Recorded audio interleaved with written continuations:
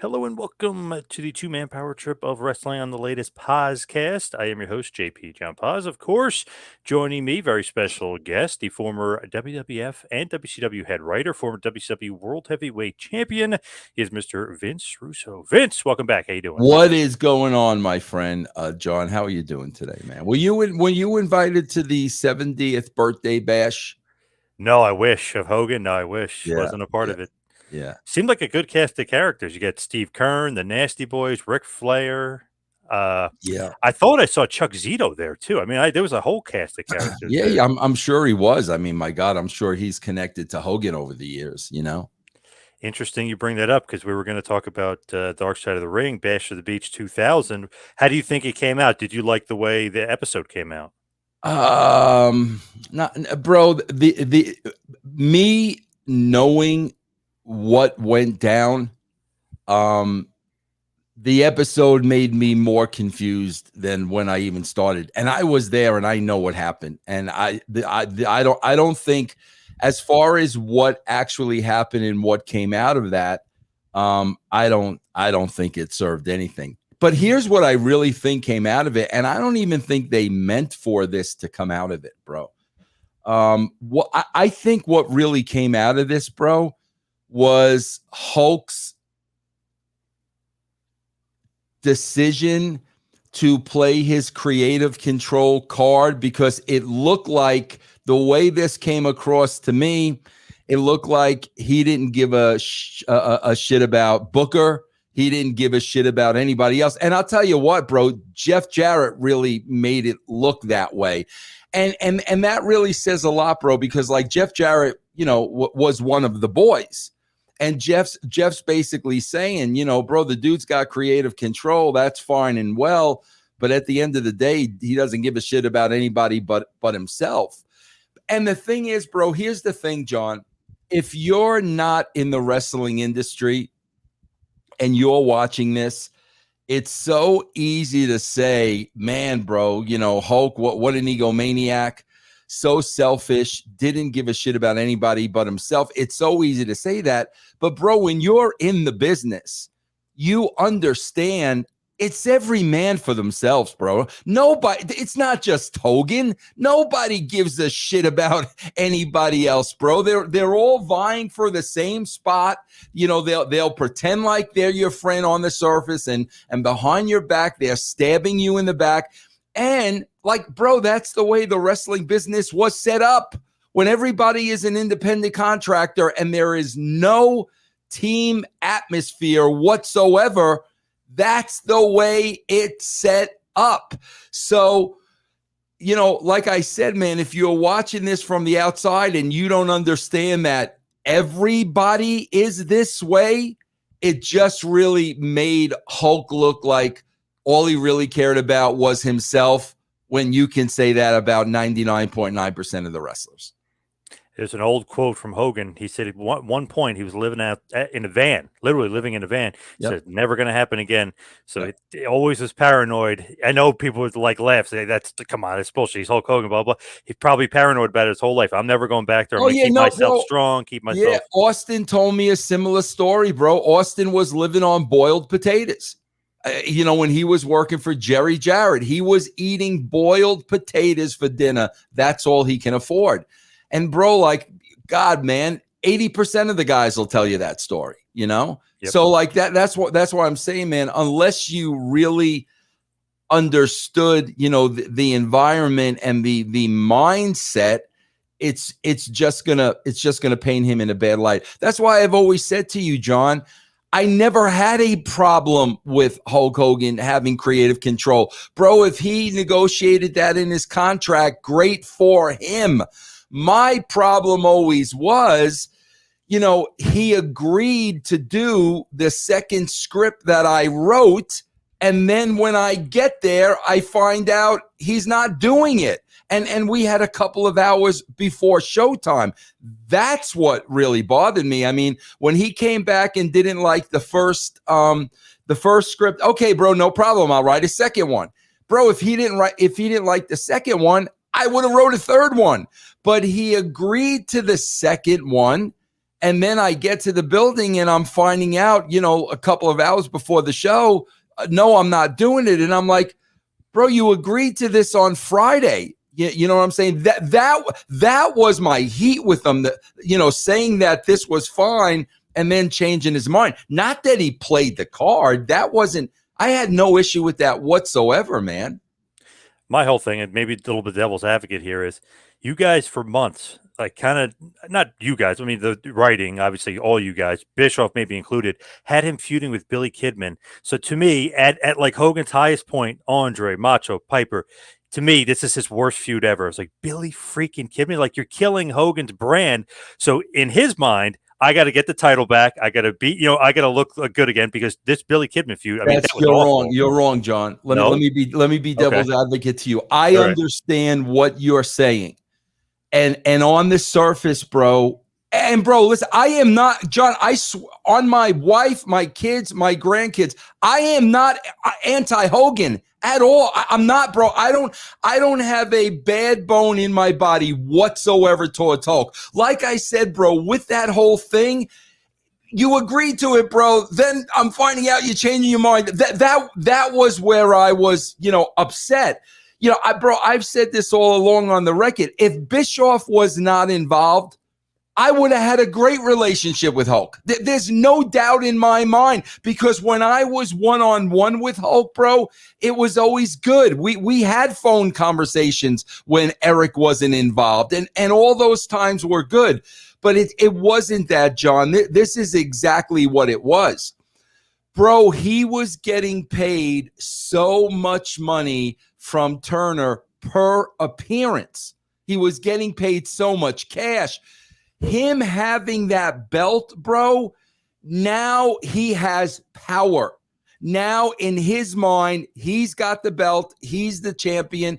They've got to continue to use him on television so he continues to get that hefty payday. And bro, I'm not even blaming him for that. Like if that were me and I've got this sweet deal with Turner and every time I appear on their broadcast, I'm getting whatever it is. I don't even know what the number is, John.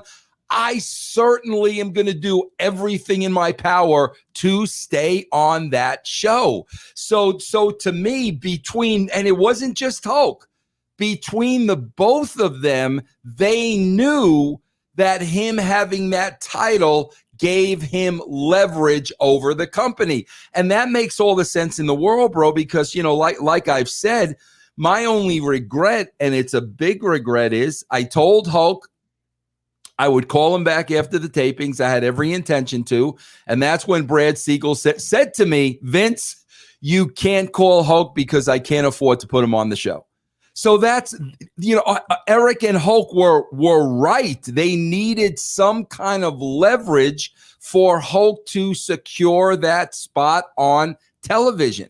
And like I said, bro, I don't blame them for that. But John, really, bro, at the end of the day, bro, it was all about money. I mean, that's what it was really all about. Eric and Hulk trying to figure out a way to keep that Turner money rolling in. And bro, honestly, I don't begrudge them of that at all. And John, I'm being dead honest with you. I would have definitely continued to use him on TV. I mean, I was really, I was going to call him and figure out, okay, bro, where do we go from here? But Booker's the champion now. I sent you home with that belt. Where do we go from here? I had every intention of doing that. So whether he had a belt or not, to me as the writer, bro, that had no impact whatsoever of whether or not he was going to be on the show. There was still a great storyline there. The fact that Jarrett laid down and, it looked like I manned up to him. Bro, there's a great story that he don't need to have the title. I was definitely going to continue to use him on TV. I wrote two things after watching that show. I hated the Kidman feud. I was just writing that to myself because for some reason I feel like that diluted Hogan that pushed him down. He was doing the FUNB. He's kind of just being not really Hulk Hogan. He's kind of being like a mix between Hollywood Hogan and Hulk Hogan, but this weird Terry Bollea kind of character. I didn't like that, and I just hate that Kidman feud. But I understand that completely, bro. That Kidman feud would have never, bro. You got to understand that was a time where there was a lot of shooting going on. And when couldn't sell out a flea market, brother. Remember we said that? Was yeah. it. I mean, bro, if John, let me be honest with you. You answer me honestly now. If Hogan would have never ever said that, would he have ever been in a ring with Billy Kidman? No, never, bro. Like that thought wouldn't have even been on my mind. But bro, that was a period where, bro, if you said something on the internet, it was coming over to TV. So I agree with you on that 1,000%, John. I'm not going to argue with you, on that. But I can tell you, if he would have never said that, there never would have been a Hulk Hogan, Billy Kidman. And then I wrote this in big letters to myself that I had to mention this to you. You and Jeff Jarrett both said like 2000 WWE, Hogan's done. Hogan's done at this point. Creatively, he's done. Like whatever. Like basically, you both said he's done. I didn't say that. Yeah, and the thing, like creatively, he's like winding down. He's not Hulk Hogan anymore. Like we're not sure, like where he's going to go. Maybe not you so much, but Jeff said he's done. Bro, I did not say that, bro. John, I want to go back again, bro, because I know how you feel about the guy, and like I said, bro, I don't have an ill bone in my body towards him. But John, people don't understand this. Part of my salary was I got an incentive based on ratings. Okay, the higher the ratings, the more money I made on a weekly basis. Bro, Hogan was a draw. Like Flair was a draw. Of course, I'm going to put them on television because the more people that watch the show, Vince Russo is going to make more money. All I was trying to do, bro, was get them in the right spot for where they were at that point in their career. That's what I was trying to do. These two truly and honestly believe, bro, that I was trying to get rid of them to bring the younger guys in. No, bro, I definitely wanted to bring the younger guys in, but I was trying to create a role for these guys of where they were at that point in their career. But they got so paranoid, bro, that I was trying to get rid of them, that they never let me do that. They never let me finish writing the story that would have positioned them in the proper way. Bro, I remember Hulk Hogan even, once telling this story like, oh, brother, when he came in, the word was, and he even said like, somebody said, Russo said that he wants to get rid of all us old guys. Bro, my paycheck depended on Savage and Kurt Hennig and Roddy Piper and Hulk Hogan. But John, because you've been in this business for a long time, the level of paranoia. So he literally convinced himself I was trying to get rid of him when I was trying to do the complete opposite. But go on with your thought. But I did not say that. Okay. It just assumed like, okay, he's like winding down. But Jarrett definitely said like he thought Hogan was done at that point. It's time to move on to the next generation. But my whole thing was he main evented WrestleMania 18 and 19 2 and 3 years later. So he definitely was not done. But John, can I tell you this too? And I think I told you this story, bro. Bro, I'll never forget when I almost went back to the WWE in 2002. Okay, yep. Bro, me and Vince had a deal. I met with Vince at his house like 2 or 3 times. We finally came to a monetary deal. Okay. And bro, Hogan was working with the company. And the last time I had any conversation with Hulk was that night in the trailer. That was it. That was the last time I had ever spoken to him. So I said, Vince, how are we going to address the elephant in the room, man? If you're bringing me back as head writer, Hogan, Hulk's working for you. Bro, Vince McMahon looked in my eye, got on his truth, John. And he said, Vince, I don't give a shit about Hulk Hogan. He's not drawing me a dime. Now, granted, this was 2000. So maybe Vince, thought after those. I don't even know when were those WrestleMania dates? Was that before 2000? No, 2002 and 2003. That's what he said to me. So maybe it was after the first. I think when I was meeting with Vince, I think that's when they were building towards a Hulk Vince match. I don't even know. Was that the first match? That's the second one. That's WrestleMania 19. WrestleMania 18 was a big draw with Rock and Hogan. Okay, but when we had that meeting, bro, that's exactly what his exact words to me. So in 2002, that's how Vince McMahon felt, about Hulk Hogan. And, like I said, I mean, the Rock and bro, I've never even seen that match, but I know it was huge. Yep. But that was Vince's mindset on Hulk in 2002. Just so you know, had to be after Rock Hogan because Rock Hogan was a big draw, and obviously Hogan wins the title after that. So they put all new merchandise for him. I mean, they went nuts for Hogan. Yeah. So it was so March WrestleMania was March 2002 or early April, something like that. Yeah, no, bro. Like I said, I remember they were planning on going to Vince. Hulk, so it was definitely after that. It's funny. Vince Hulk was the whole buildup. I know technically it wasn't the last match, wasn't the main event of 19, but that's the front cover of the DVD, like the big part of it. That was they interviewed all the celebrities about it, who made wrestling, Hulk or Vince. I mean, that was the big draw for that Mania too. So I'm surprised Vince would say that. Yeah, he did, but like I said, it was definitely after Rock, and it was leading up because I remember he was talking about that at the time. So as far as Bash the Beach, we'll wrap it up. We'll nip that in before we get to the topic at hand. So you didn't like the Vice episode, as far as you saying it left you more confused. Bro, here's the one thing that really pissed me off about Vice. This is the one thing that really pissed me off. John, you know me, and I've always been a numbers guy because, bro, the numbers is the only thing that's the truth. Everything else is everybody's opinion. So like when people tell me, oh, bro, I hate you. I hate the Attitude Era. I hate this. I hate that. It's like, great, bro. And 8 million people watched it, so like that's your opinion. All I go by is the numbers. So, bro, you got to understand, I know the numbers, and I am not going to say anything publicly where numbers are not going to back it up. So when I make the statement on that show that my first 3 months at WCW, the numbers were going up, that is a fact, bro. I'm making that statement knowing the numbers are there for anybody to go look them up. They're there. So if I'm lying about that, all you got to do is go look at the numbers and you're going to see Vince Russo's a liar. I'm not going to make that statement unless it's a fact. And then here comes Meltzer. Oh, well, he'll tell you the ratings went up the first 3 months when he was there, but they didn't. They went down.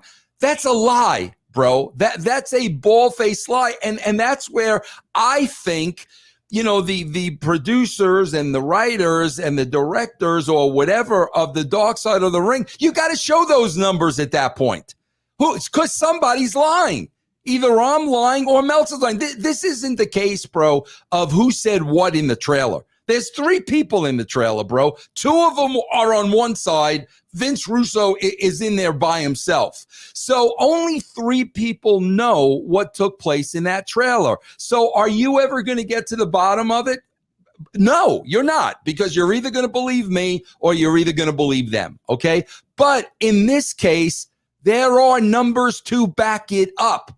All you got to go do is check out the numbers and say, well, at the Dark Side of the Ring, our, statisticians did some research and, this is what we found. Don't just let freaking Meltzer lie and get off the freaking hook.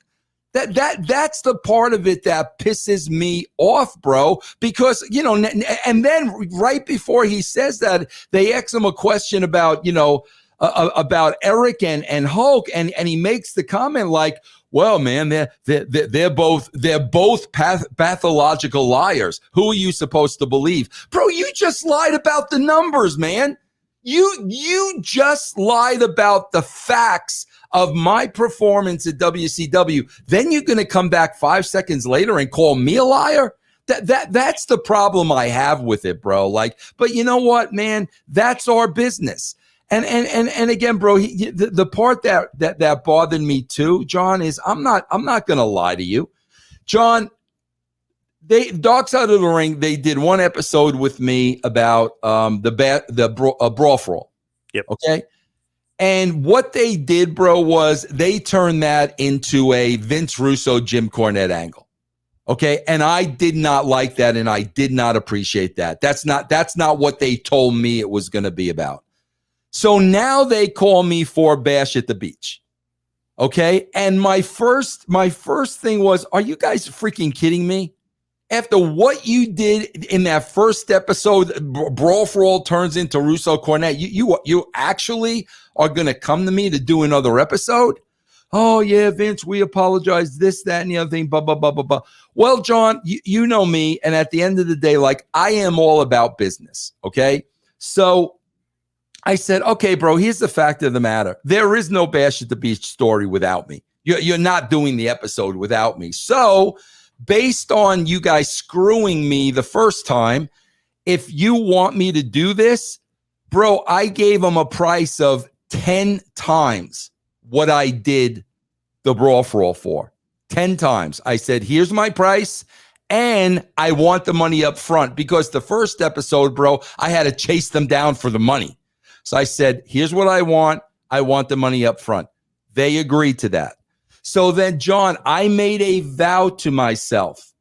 I am going on this show, and all I am going to state is the truth.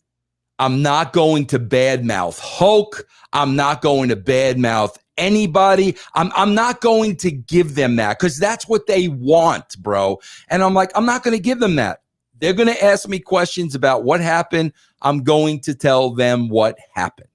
So, of course, bro, as I'm watching this, here comes Eric, with the, I don't know what Vince Russo growing up, he needs attention. Vince Russo is a pathological liar. Vince Russo doesn't have a creative bone in my body. And again, what the problem with that is, John, just like I told you, man, the average fan doesn't understand, like Hulk Hogan playing the creative card and looking out for himself was no different than any other wrestler. They don't understand that. And here's what they don't understand either. Bro, Jim Cornette and Eric Bischoff are playing characters. They're playing their characters from television 25 years ago. When Eric's sitting there calling me a pathological liar and name calling like he's a third grader, he's playing a character. But people watching this, they don't understand that.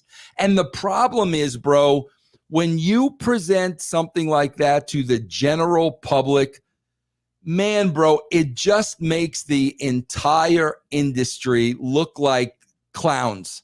Like clowns, bro. You never see pro athletes, insult each other and name call into their 50s and 60s and 70, year olds. You never see that. So like, it's like at the end of the day, the Cornettes and the Bischoffs, they give this show exactly what they want. That's what Dark Side of the Ring wanted me to sit there and cuss Hogan up and down. And I'm like, I know what you guys want, because the only reason you're doing this is for ratings.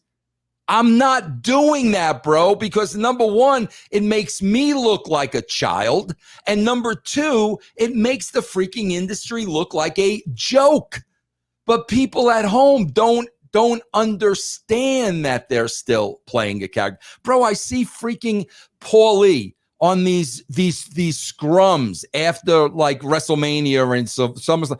He's playing a freaking character. That's not Paul Heyman. He's playing the character Paul Heyman. And these people don't understand that. So then, bro, of course, I get inundated. Oh, bro.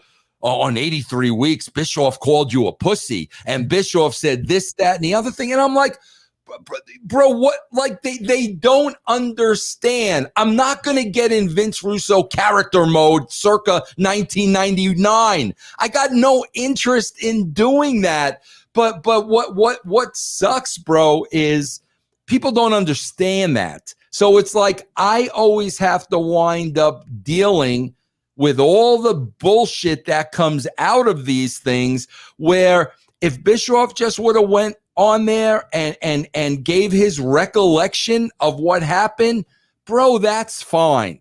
But once we start the insulting and the this and the that, then it really makes me embarrassed to be a part of the business. I mean, that's the God honest truth, bro. All right, let's change gears. Let's talk about WWF Unforgiven 1998, which was April 26th, Greensboro, North Carolina, at the legendary Greensboro Coliseum. The attendance, 21,427. The buy rate, a little bit over 300,000 people. So pretty good on the buy rate coming off of WrestleMania 14. What's your official role here? Are you officially the head writer here? You got to give me the card and I'll tell you, bro. You got. So this is the first pay-per-view after WrestleMania 14. Austin era has begun. Yeah. Oh yeah. I'm at this point. Once that belt goes on Austin, it's I mean, so it's him versus Dude Love in the main event. Yeah, I'm cemented in, bro. Once that belt goes on Austin. So this is a pretty significant show, just as far as everything going on before the show. Obviously, WrestleMania 14 is a brand new era. The Austin era, the Attitude era, it really is officially kickstarted. You're definitely, writing. You're definitely in charge. Is there a different vibe to it? Because you guys are starting to pick up steam. You finally, a few weeks earlier, April 13th, you guys finally win. You know what I mean, with Vince and Austin. Here's the bottom line. John, I know when I first started, and bro, here's how I know. First of all, I understand the wrestling business, and I know when I first started, here's what's going on behind my back. It's the old, who did he ever beat? What the hell is he doing writing TV? He didn't pay his dues. It's all that bullshit because, bro, I remember it, and here's how I know it. Pat Patterson, who didn't play that game, like would come like right to my face and kind of laugh at me at what I was writing. He was like laughing at it, but to my face, not behind my back. And I knew that was the overall feeling with everybody. But here's what happens, John. They start making money. And as soon as they start making money, bro, they are on board. They don't care what Russo's writing. They don't care what Russo's writing for them to do.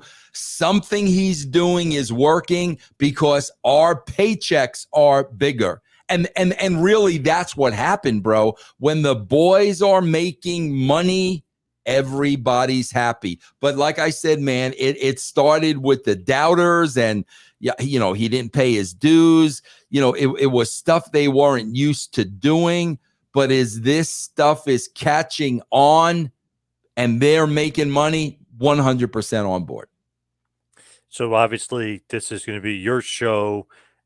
You're what you want out there. So there's going to be some firsts on here. There's going to be some interesting things, but it's basically all predicated on Steve Austin and Vince McMahon. I mean, that's the leading storyline. That's really what's going to catapult you. That's why you guys won a few weeks ago when Raw finally beat Nitro. So that's the focus, really. Steve Austin, Vince McMahon, obviously with a little bit of Dude Love as of right now sprinkled in. Yes. So another interesting storyline is Farouk is the leader of the Nation Domination. Leading up to this pay-per-view, they all turn on him, and The Rock becomes the leader of the Nation. Who is kind of like pushing for that, wanting for that? Is that you saying The Rock needs to be the leader of the group? Nah, bro, that's all organic. That's all organic, bro. When Rock was in the group, bro, I had the advantage. I had such an advantage when nobody knew who Vince Russo was, because I would go out into the crowd and watch the show. That's how I would measure what was working and what wasn't working. And when Farouk was the leader, man, you just saw Rock in the background, and just the nuances and the faces he would make and the eyebrow and it coming across like he wasn't paying attention to Farouk. Bro, that all organically happened. And I mean, I saw that all happen. So there was no doubt in my mind that from what I was seeing, Rock wanted to be the guy in charge. You know, Farouk was the old dinosaur. We need to push him out of the way and get me in the front of the pack. That all just organically developed, bro. It's great because WrestleMania 14 happens. Farouk kind of laughs that Shamrock beats The Rock. But I know they reversed the decision. Rock is still champion, but Farouk is almost like laughing, like, ha ha, you lost. Instead of, you can see the tension there. Like, he just doesn't like The Rock. The Rock doesn't like him. Absolutely. So then The Rock's like, okay, we'll have a tag match. Me and you, and I'm going to prove to you, and we're going to beat Blackman and Shamrock, and then you're not going to be laughing at me anymore. So then, of course, The Rock leaves him alone, and Farouk gets beat 1-on-2. And then when The Rock comes back, Farouk is like, everybody from the nation get him, and The Rock goes, no. And it's a coup, and they get him instead. So The Rock becomes leader. Very interesting, but it was more intricate because it's almost like Farouk's thinking like, no, these are my boys. And See, Rock's bro, like, nope. I got to tell you, that's a big difference between me and a traditional writer. Bro, every time you hear an Eric Bischoff interview, here's what Eric will always say about me creatively. Okay, here's what he'll always say. Vince Russo will pitch an idea, okay? And then when you ask Vince Russo where that idea is going, he's like a deer in the headlights. He has no idea. You're damn right I don't have an idea, because the shit writes itself, bro. I have the seedling. I plant the seed. Once that seed is planted, I want to sit back and watch it play out. And I'm just going with it organically. That's the problem. Guys like Eric, it's like, okay, bro, week 1, we're going to do this. Week 2, we're going to do this. Week 4, we're going to do this. Week 8, we're going to do this, regardless of whether it's getting over or not. Regardless, bro, they're going to stick to that story. The way I write television is I got the big idea in my mind. I have an idea of where it's going to go, but let's see how this plays out. And that's why when I say, bro, the shit writes itself if you allow it to write itself. If you're going to stick to rigid storylines week after week after week, some shit is not going to work. And everybody's going to know it's not working. You got to roll with it, bro, and just let it unfold. With that, though, it's almost like, okay, Farouk is kind of, moving his way up, but you could tell, like, even obviously sitting in the crowd, but I mean, everybody could tell on TV too, like The Rock is like, he's moving past Farouk. I mean, he's moving basically to the top of the card. So he needs to be the leader of the group, right? I mean, it just makes sense that he's the big head honcho. He's the new Tony Soprano, if you will. I mean, he's the new boss of the nation. Absolutely, yes. So that was a great swerve, bro, as you love to say, the swerve. But that was great. Was all Rock. Rock made that happen. I want people to understand that. I'm sitting there watching his performance. That Rock's making this happen. This is not, okay, Rock, you're doing this week 2, week 3, you're doing this, week 4, you're doing this. This is Rock making this happen. Big time. And I just loved it at that point, because I was like, as a fan, you're like, yeah, this guy has something.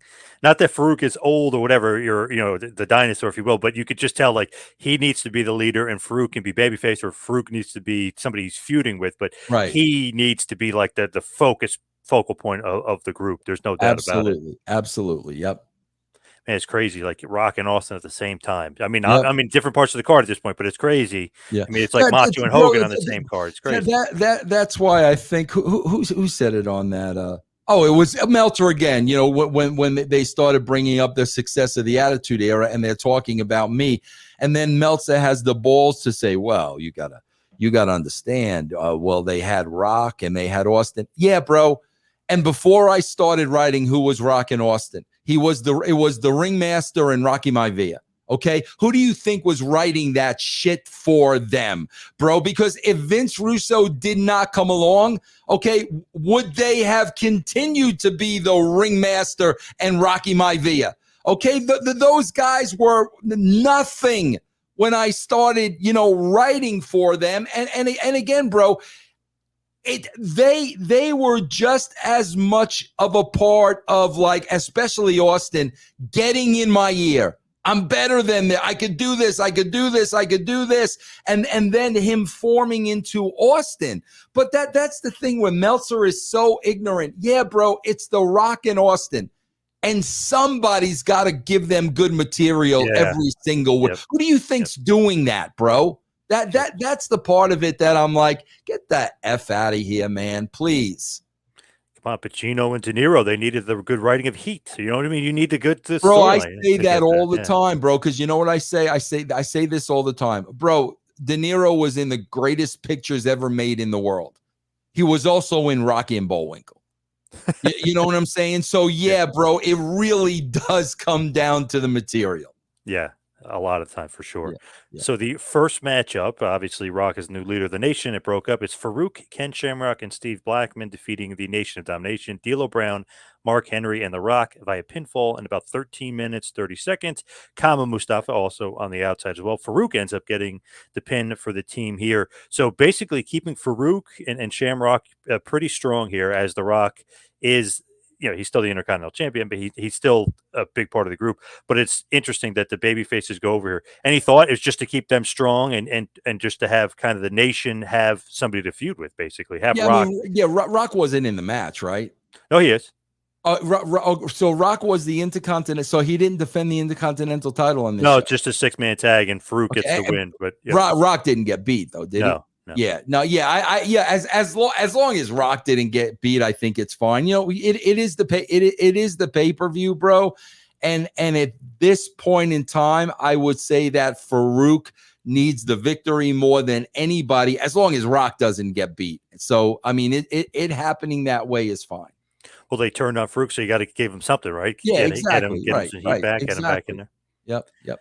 So then we have the European title match, Triple H versus Owen Hart. And it's interesting that China will be locked in a cage because of the WrestleMania. Remember, they had Slaughter and China together. They were still able to cheat, and Triple H was still able to beat Owen. So this time, Sergeant Slaughter says, if we put China in a cage, this will prevent any sort of interference from her. Little does he know, Road Dogg, has the controls to the cage, and he's going to lower the cage down, and China's going to help cheat anyway. So Triple H will end up beating Owen via pinfall in about 12 minutes, 30 seconds. X-Pac cheats as well here. This was a pretty good match, actually, for the most part. And obviously, Triple H still ends up cheating and winning, much to the chagrin of Sergeant Slaughter. Yeah, and that's the whole story, bro. The whole story is how are they going to get over on authority? You know what I'm saying? Like, Slaughter tries this, it doesn't work. Slaughter tries that doesn't work. So that's really the question going into these things. How are they going to get out of it this time? It's an old school gimmick there. The cage, you put the manager in the cage and keeps them away from the action. Your idea? Oh, yeah. But obviously it's from, watching in the 70s and the 80s and all that stuff, bro. Obviously that's where I'm getting it from. With Owen Hart losing here, so he's losing 2 pay-per-views in a row.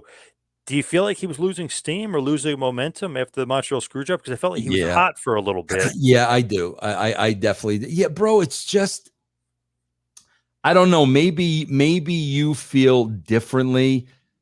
God, I wasn't buying Owen as a babyface. Maybe it was just because he was such a good heel.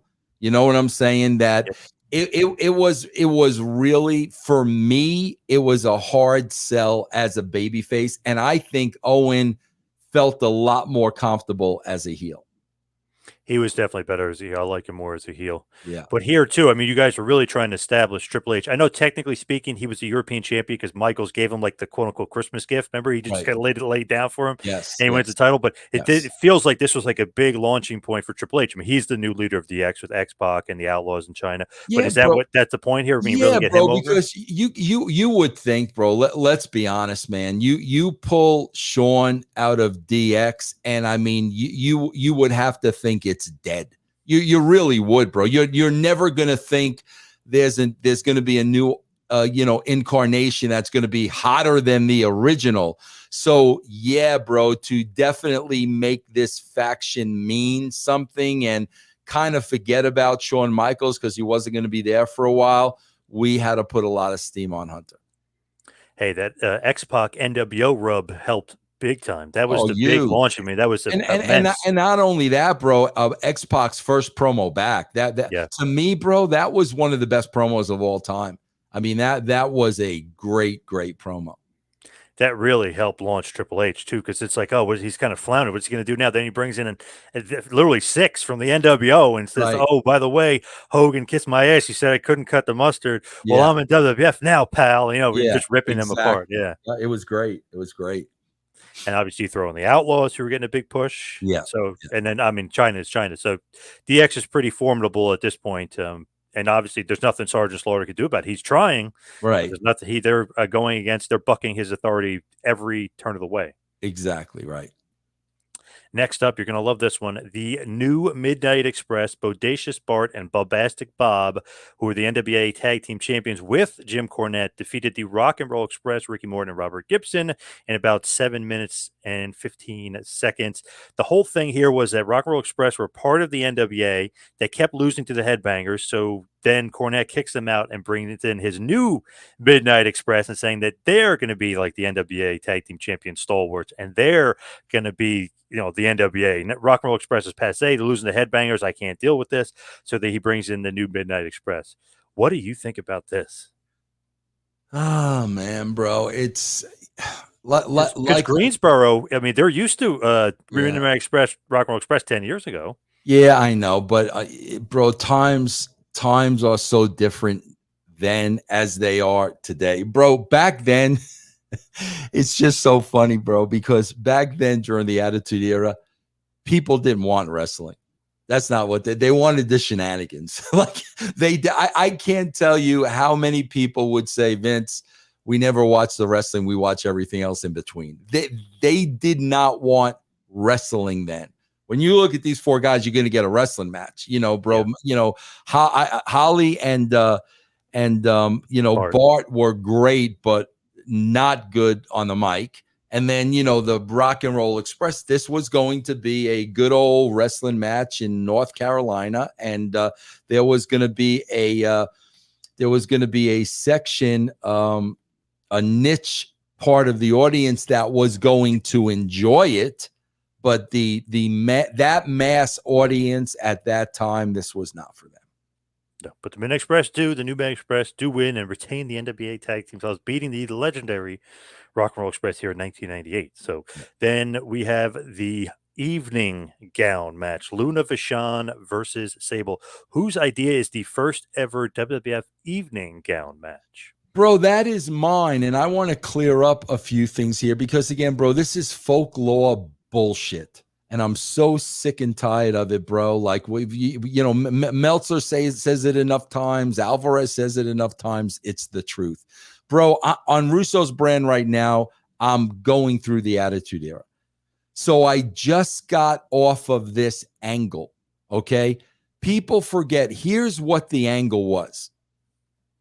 I was, as the editor of the magazine, I was awarding a plaque to Sable for X amount of magazines sold. Okay. So Sable accepts the award wearing an evening gown. Okay. As I'm giving her the award, here comes Luna. Luna violently attacks her, ripping her clothes off. And I remember taking off my jacket and covering Sable up. Okay. I remember being mad at you at that point. Yes. Yeah. Okay. Yeah. I don't blame you.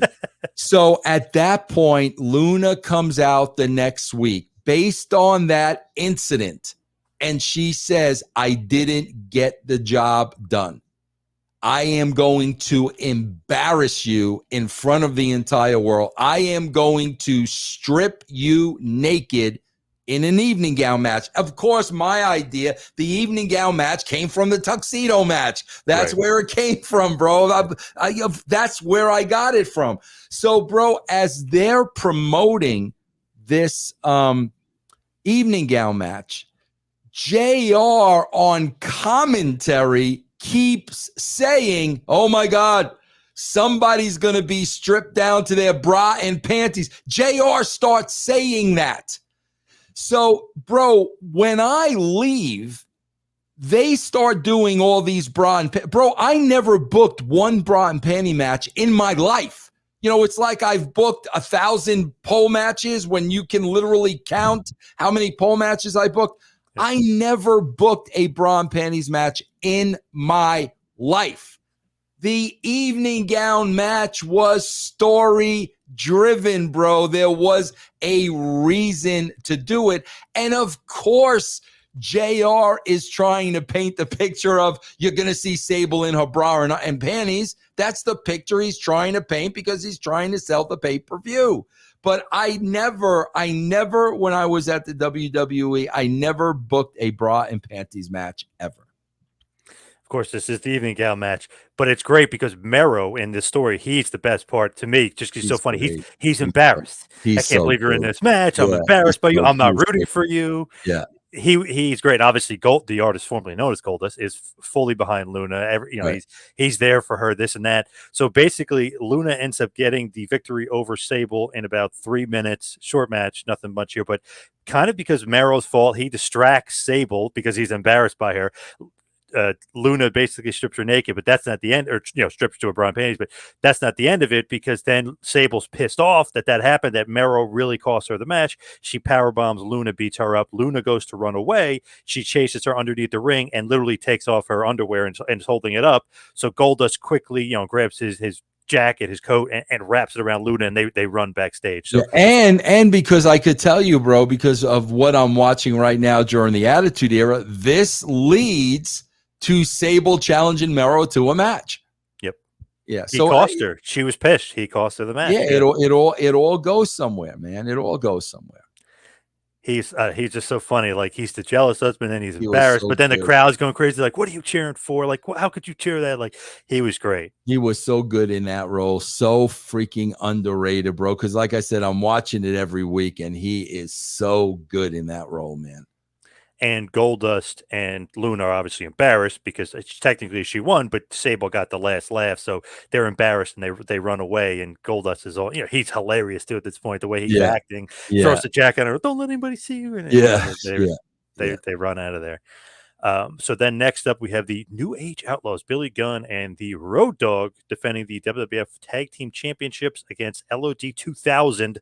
Hawk and Animal with Sonny. Did you like this, Sonny with LOD, and then being called LOD 2000 with the new look? Did you see the Sonny pictures yesterday? She's not looking good. I feel so, bro. I listen, man. She was responsible for killing somebody. Yeah, but I cannot help but to. God, bro, I'm just looking at those pictures and just feeling so bad. I just, again, bro, we talked about it earlier. Like you create your life, man. It's the choices you make, and then, that's, there's nobody to blame but herself. But I mean, just remember working with her when she was so young. And just seeing that, bro, is so freaking sad, man. So sad. Especially here. I mean, she's one of the hottest women in the world in 96 through 98, So, and then looking at her now and what her life became, I mean, addiction. I mean, that just absolutely wrapped up in her and killed her, basically. But, bro, it's like, I'm not, I got to be honest, man. There's a part of me that kind of just knows this isn't going to work. Bro, you know what the problem is? Here's the problem, bro. And I had this problem with like several people in my career that I wrote with.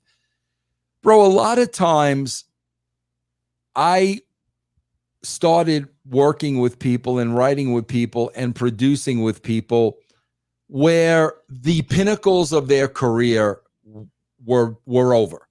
You know what I'm saying? Like, Flair, Hogan, the Road Warriors, Goldberg after his streak, Sting. So when you're working with somebody, bro, where they've reached the pinnacle, and now the challenge is to try to keep them there. because you're never. I was never going to outdo Goldberg's streak. Never. There was nothing I could possibly do. I was never going to outdo, Surfer Sting or Crow Sting. Those were huge, huge. So, the struggle is to, and bro, we talked about it earlier with Hulk. The struggle is to try to find that spot for these legends at this point in their career. John, let's face it. If this is any other sport, baseball, football, hockey, basketball, bro, management is going to get together with these legends, and basically it's going to be like, bro, you're not performing anymore. We don't want to let you go. Maybe it's time to retire. They're going to have those conversations. Bro, in wrestling, nobody ever retires. They're going to make money as long as they could make money. So this is really just an attempt to keep LOD elevated. I know they didn't like it, bro, and that's always the kiss of death. If the talent doesn't like it, it's never, ever going to get over. And the Outlaws get the win in about 12 minutes here. It looked like the LOD actually wins, but Road Dogg gets his shoulder up on a German suplex last second. So Outlaws get the win, and LOD ends up beating the refs, beating up the ref after the match. And that tells you right there, we're still trying to keep them over. We're still trying to keep LOD over. Look at the way we beat them. Yep. So then next up, The Undertaker defeats Kane with Paul Bearer by fire, because this is an Inferno match. Yeah. Pretty good match here. Goes about 16 minutes. Obviously, Bearer gets involved. Vader actually gets involved when Kane tries to get away. Whose idea is the Inferno match? I mean, this match was just a crazy spectacle and was kind of one of the big pushes of the pay-per-view. Bro, I'm not sure exactly who that came from, whether it came from me or whether it came from Vince. I mean, it came from one of us, but the question always is, what's it going to look like? And bro, I got to be honest with you. What's it going to look like always comes down to the professionals production you have at hand and how much money you have to pay for it. That's why, bro, when you look at the electrified cage at TNA, I knew they didn't have the money to pull it off the right way. So when the concept comes up for the Inferno match, it's like, okay, number one, can this be done? Right. So you got to talk to the pyro people and the people involved. Can this be done? Yes, it can be done. Okay, what's it going to cost? Okay, you've got to show us first. We're not going to do this the first time during the match. You've got to show us. And bro, I can remember seeing it for the first time. They were kind of rehearsing it during the day. And like every time they hit the ropes, that fire, I don't know how they did that, bro. But I remember watching during the day and I'm like, wow, bro, that looks pretty cool and it's pretty believable. And then dangerous. Bro, well, that's what I was going to say, bro. And then obviously the safety of the, and that's when, bro, you're bringing on stuntmen and fire specialists. And that's why I'm saying, bro, I had the privilege of being able to do anything in the WWE because expense was not an issue. So when they do something like that, they're going to spend a lot of money on it to make sure it gets done the right way. Pretty just amazing spectacle of it, because Undertaker will go up, he'll come down, then the fire will go up. And I mean, it was a cool spectacle. You like Undertaker going over. Obviously, he burns Kane. Kane, gets his arm caught on fire as they fly outside the ring, which is amazing in itself. And then he gets his arm caught in the fire. Do you like Undertaker getting the win here? Yeah, I do. And I'm only saying that, bro, because where I'm watching the Attitude Era now, we just got past this pay-per-view. So I'm saying this based on where we're going next. Wanted to mention this too, because I forgot to bring this up. Tennessee Lee has an appearance with Sawyer Brown, who then brings up Jeff Jarrett. They're doing Some Girls Do. He's saying he has backup. Steve Blackett comes out. He goes to beat up Jarrett. Tennessee Lee hits him with a guitar, and then Jarrett puts Blackman in figure four. Just a funny thing for Jarrett to kind of get this Tennessee Lee Sawyer Brown thing over. Yeah. The funny thing is, first of all, Robert Fulton as Tennessee Lee was freaking great. Like I'm watching him now, and he was so freaking good. But yeah, bro, Jeff and the Harris brothers, they've always had ties with Sawyer Brown, bro. The Harris boys worked with Sawyer Brown, as their road crew for years and years and years and years. So yeah, that definitely was a Jeff tie-in. Yeah. So then we have the main event of the evening. Dude Love defeats Stone Cold Steve Austin by DQ in about 19 minutes. So Steve Austin does retain his WWF World Heavyweight Championship. It's interesting. Vince McMahon comes out during this match. Austin and Dude Love are having an awesome match. Goes all over the place. Great match. It basically is the best match on the show. I mean, just unbelievable chemistry with these two. But Vince is coming down. He's teasing the screw job. Like he's talking to the timekeeper. Austin earlier tells the timekeeper, "You do it, I'll kill you." Right. So the timekeeper's nervous about Austin, but he's nervous about Vince because Mark Eaton, because it's his boss. So Vince is teasing that whole thing. So then, as we're starting to, awesome match, great brawl, they're going all over the place. Then all of a sudden, the ref gets knocked down by Dude Love. Vince gets involved. Vince is getting beat up by Austin. And then all of a sudden, there's the bell rings. Austin, you think, wins because he counts himself for the three. So you think it's over. You think he won. Jerry Briscoe announces, to the announcer that no, Austin lost by DQ because he attacked the ref. He really didn't. But you could tell the fix was always going to be in to kind of continue the feud of the Dude Love. But no matter what, they didn't want Austin winning. Technically lose by DQ, but he didn't lose the title. Yeah, and it's funny, bro, because a couple of weeks later, I think Vince has Austin wrestle. It may be the next night. Vince has Austin wrestle Goldust, and Jerry Briscoe's the guest referee. Like they keep doing it, man. Night after night after night. Yeah, bro. You just I mean, come on, man. Those guys were the best. Vince. I mean, that was great, man. That's funny with the Stooges because I mean they're great, but Jerry Briscoe says to Finkel, "No, it's a DQ. Austin lost or whatever." So he has to announce it. And that's the thing, bro. Like it was so much fun, like sitting there, with Vince at his in his dining room table and just coming up with the finishes. Like, how creatively are we gonna get out of this time? That was always the most fun, man. And the funny thing is so Dude Love technically wins. So, I mean, that means he should get another title shot at the next pay-per-view over the Edge. Yes. And that's when you guys are going to try to stack the deck even further as the medics are checking on Vince afterwards. So that means Dude Love technically still in the title mix, but now Vince is going to be even more mad. So he's going to stack the deck against And that's the story going forward with Dude Love. That he should and he doesn't get that title shot. Then he turns on Vince, and then he reveals Vince was behind the Dude Love character. I'm never going to do this again. So that finish was important with Dude Love because that story went in a whole other direction. After Over the Edge, because they'll fight next pay-per-view. Austin will beat him. Remember, he knocks out Vince, and he does. We'll talk about this, I'm sure, later episode. But Austin uses Vince's hand. But great stuff because Dude Love, it's almost like wow, that kind of reinvigorated him, and he's doing sweet shin music, but you can tell there's something with Vince. Vince is using him. Yeah, but bro, that's the beauty of this, bro. Here's the beauty of this, and because they're kind of running into this problem, like with Roman Reigns. Bro, the whole point of Dude Love was to create a new opponent for Steve Austin. Yes. That's what the whole idea of Dude Love, and it worked beautifully. But that goes to show, like, Austin's so hot, and there's really nobody to put him in there. Taker's with Kane, everybody's taken. And we literally created an opponent for Austin and Dude Love. And I think that was the best part of the whole thing.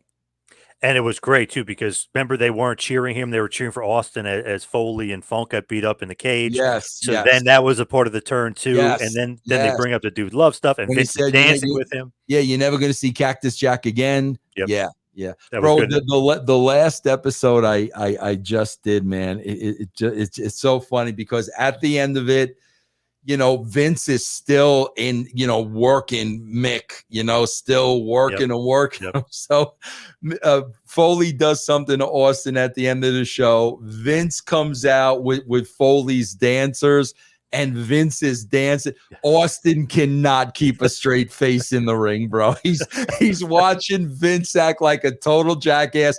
Vince knows he's popping Austin. Austin's doing everything trying to keep a straight face.